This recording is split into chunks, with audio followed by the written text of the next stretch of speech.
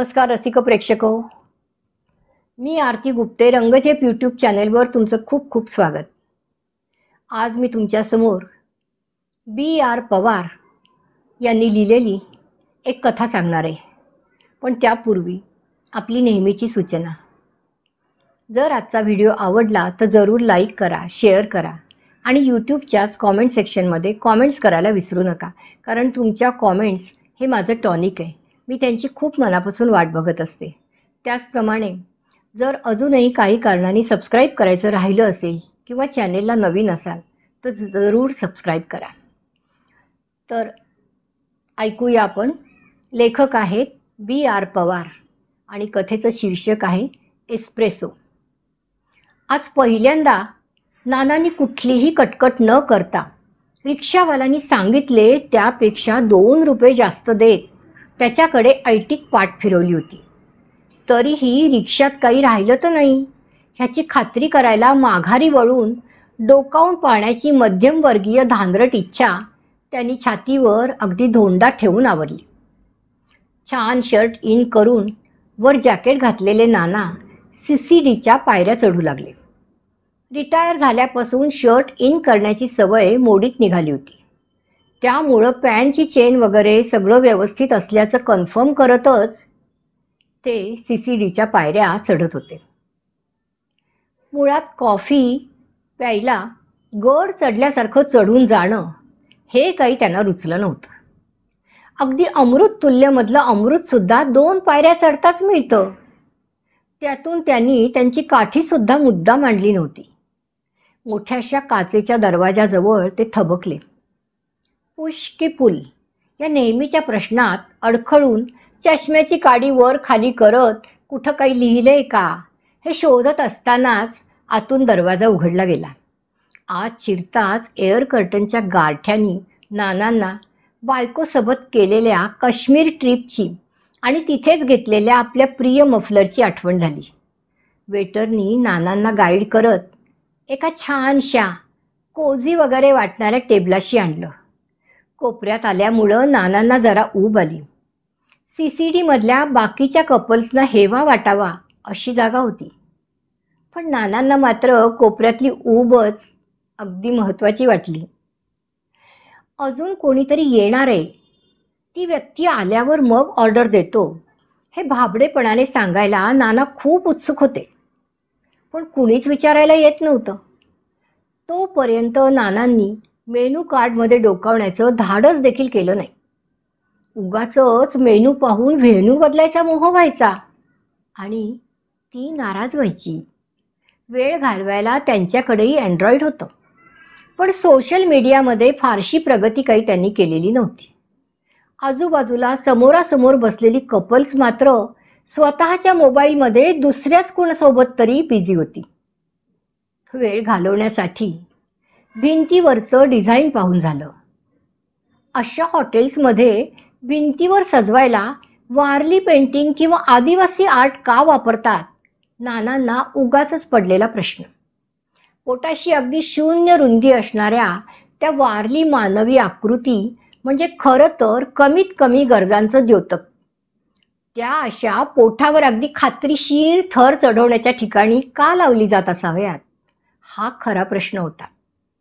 Painting खरंच एखाद्या वारल्याकडून करून घेतली असतील का, जरा जास्तच प्रश्न पडायला लागले होते।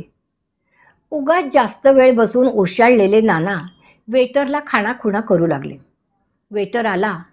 नानांनी काही स्पष्टीकरण द्यायच्या आत बी कम्फर्टेबल सर अशी प्रेमळ हसत मुखाने केलेली त्याची विनंती नानांना अगदी खूपच सुखावून गेली। इतक्या मृदू आर्जवानी अगदी तुकारायाला विमान आल्यावर झालं नसेल एवढं समाधान नानांना झालं। या सोफ्यात अजून कम्फर्टेबल झालो तर झोप लागण्याचं हे वय, तरीही त्यातल्या त्यात कम्फर्टेबल होण्याची व्याख्या अजून थोडी ताणत नाना पाय ताणून बसले। तरीही काचेच्या दरवाजाकडे लागलेले डोळे त्यांची चलबिचल वाढवत होते। इतक्यात तिची आकृती काचेतून दिसू लागली। थंड काचेच्या दरवाजातून दिसणारी तिची आकृती नानांना भूतकाळात घेऊन गेली। बालमैत्रीण लहानपणीच्या लपाछपीच्या डावापासून ते मोठे होताना खेळलेल्या खो खोपर्यंतच्या साऱ्या आठवणी नानांच्या जाड चष्म्यामागे तरळत होत्या. लहानपणीची फ्रॉकमधली ती, नंतर कॉलेज वयात साडीतही पाहिलेली ती आता टेबलाशी येऊन थांबली होती. अंगावरची शाल आणि डोळ्यावरचा चष्मा तिला अगदी शोभून दिसत होता.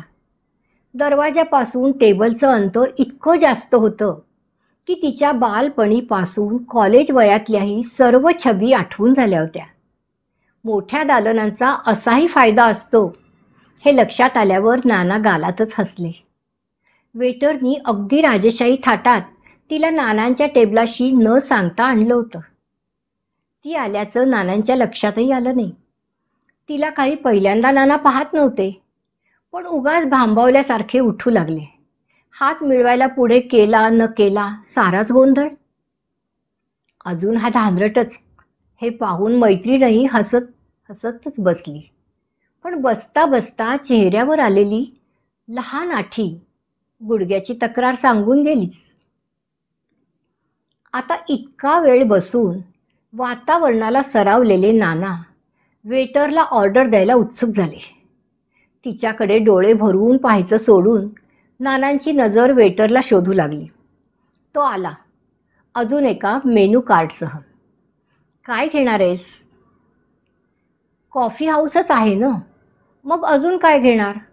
तिचा प्रॅक्टिकल आणि कोरडा प्रश्न. बरं थांब, मी सांगतो. कॉफीतही असंख्य प्रकार असतात हे तिला माहीत नसणार असं वाटून नानांचा आत्मविश्वास अधिकच वाढला. 2 एक्सप्रेसो आण. ह्यावेळी आवाजातल्या कॉन्फिडन्सने वेटर पण दचकला.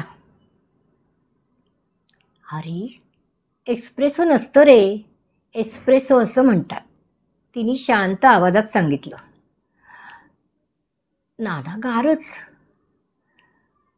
वेटर गेला, पण थोडेसे वरमलेले नाना तिच्या एकेरी बोलण्याने मात्र मनात खुलले. जुन्या मैत्रिणीचा अंदाज घेऊ लागले. तुझं कसं चाललंय, माझं कसं चाललंयच्या गप्पा. मग सांधेदुखी, खोकला, पाठदुखी, डायबेटीसवर पहिल्या 5 मिनिटातच येऊन पोचल्या. लहानपणीचा खो खो आठवला की आताची गुडघेदुखी आठवे. महाराष्ट्र गीत म्हणतानाचा त्याचा आवाज किंवा परेडमधला तिचा आवाज, दोन्ही आठवणीच्या शेवटी आत्ताच्या खोकल्यावर कोणतं औषध चांगलं यावर चर्चा झाली आणि सीतोपलादी चूर्णावर एकमत झालं. हे औषध आणि रोगपुराण आपली डेट खराब करणार की काय, अशी दोघांनाही मधून मधून शंका येत होती. तितक्यात कॉफी आली. हेही कुठल्या तरी बियांचं चूर्णच तसं, पण औषधी गुणधर्म दोघांनाही माहीत नव्हते हे नशीब. मगाशी ऑर्डर घेताना वेटरने एस्प्रेसोमध्येही काही उपप्रकार सांगून नानांचा गोंधळच उडवला होता आणि तिने लॅटे असं काहीसं ओठ वाकडे करत सांगितलं होतं. नानांनी फक्त मान डोलावली होती आणि ही तीच 2 वेण्यावाली आहे का ह्या प्रश्नात पडले होते. सध्या तरी ते त्या प्रकारावर खूप खुश होते. कॉफी मगात वर आलेल्या फेसामध्ये आकारलेला तो बदाम ते निरखत होते. तिच्याही कपात असाच थोडा जास्त सुंदर बदाम होता, पण तिने शेजारचा एक चमचा सावकाश उचलला आणि ती वरची कलाकारी सहज उचलून गट्टम केली आणि ही तीच बावळट सुशी असल्याची नानांची खात्री पटली. तेव्हाही अशीच लहानपणी होती. दत्त मंदिरात भेटली तेव्हा तिले दिलेलं फूल, हा, पण बरं झालं फूल आणलं असं म्हणत दत्ताला वाहून आली होती. दोघांच्या होणाऱ्या हालचाली इतक्या सावकाश होत होत्या की खरंच फुरसत के रात दिन दृश्य रूपात दिसत होतं. पण त्या शांत आणि सावकाश हालचाली वयस्कपणामुळे होत होत्या. आयुष्याच्या संध्याकाळी सांध्यांमधलं वंगण कमी झालं होतं, पण ते सर्व खूप मोहक दिसत होतं. जराही लटपट जाणवू न देता कप उचलणं, अलवार ठेवणं, पण बुर करून कॉफी पिण्याची सवय दोघांनाही टाळता आली नाही. काही दातांनी आधीच एक्झिट घेतली होती, त्यामुळं मनात जाणाऱ्या गोड संवेदनेसोबत एखादी कळसुद्धा जात होती, पण ती कळसुद्धा आज गोड वाटत होती. वर्षानुवर्षे तिच्यासोबत अशी कॉफी प्यायची इच्छा मनात कोपऱ्यात गुपचूप पडून होती. आज तो योग आला. ती आठवणीतली लहानपणीची मैत्री दोघांनाही उजळून घ्यायची होती. एखाद्या जुन्या कम्प्युटरची मेमरी स्कॅन व्हावी तसा आठवणींना उजाळा मिळत होता. एखादी त्यावेळची घटना, बदललेल्या संदर्भाने बदललेले दृष्टिकोन, असं बरंच काही. काळ बराच लोटला होता. कधी असा निवांत क्षण आलाच नाही. आधी संसार, मुलं, नोकरी, आता नातवंड, असा प्रवास सुरूच राहिला. ह्या सर्वात या जुन्या मैत्रीला वेळच मिळाला नव्हता. सर्व कडू गोड आठवणींसोबत थोडी कडक आणि गोड कॉफी समरस झाली होती. खरं तर कॉफी संपणार होती, वेळही संपणार होती, पण आठवणींचा खजिना मात्र अवीट आणि अमर्याद होता. वेधली मी अनेक लक्षे, रिकामा केला भाता, वेचायचेच राहिले मैत्रीचे क्षण, वाटू लागले आता, अशी ती अवस्था. त्यांना पाहणाऱ्या इतर कपल्सना मात्र या आजी आजोबांचा अगदी हेवा वाटत होता. ह्या वयातले मित्रमैत्रीण त्यांनी कधीच पाहिले नव्हते. त्यांना पाहून एकीने इमोशनल होत मित्राला अगदी बाउन्सरच मारला. क्या हम इस उम्र में भी ऐसे मिल पाएंगे? इकडे नाना जमिनीवर यायला तयारच नव्हते. किती सुंदर होती ना कॉफी. अशी कॉफी घरी मिळाली तर काय बहार येईल. पण कुठलं एवढं नशीब. आता सुशीच्या कपाळावर आठी होती. नाना मात्र कॉफीच्या स्वप्नातच दंग. फार वाटत असेल तर सुनेला सांगा आपल्या अशी कॉफी बनवायला. थोडा तिखट स्वर लागला अन नानांनी डोळे उघडले. नाना स्वप्नातल्या ढगातून घाईघाईने खाली उतरले. काय झालं पाहतात तर सुशी जमिनीवर पाय रोवून ठाम उभी. होतं काय, घर आहे ते, कॉफी हाऊस नाही. आणि बरं झालं, बस झालं आता. चला, खूप वेळ झाला. पिंटू क्लास करून घरी येईल इतक्यात. त्याला दूध द्यायचे. पिंटू म्हणजे तिचा लाडका नातू. आणि तुम्ही कसे येणार आहात? मित्रमैत्रीण खेळून झाला असेल तर एकाच ऑटोने जाऊ घरी. उगाच कशाला डबल खर्च. हो. अचानक मैत्रिणीची बायको झालेली पाहून नानांना ते मोठं बिल खूपच जास्त वाटायला लागलं. हो, तीच सुशी, नानांची नानी, लग्न व्हायच्या आधीपासूनची बालमैत्रीण. लग्नानंतर मैत्र हरवलेलं, तेच शोधण्यासाठी ही कॉफीची धडपड. खरं तर दोघांनी मिळून केला होता प्लान, पण नानी लवकर जमिनीवर आल्या. काय करणार, जुनी सवय. असो, नवरा बायको होऊन म्हातारे झालेले हे बालसवंगडी पुन्हा आपले संसाराच्या दिशेने चालू लागले. धन्यवाद.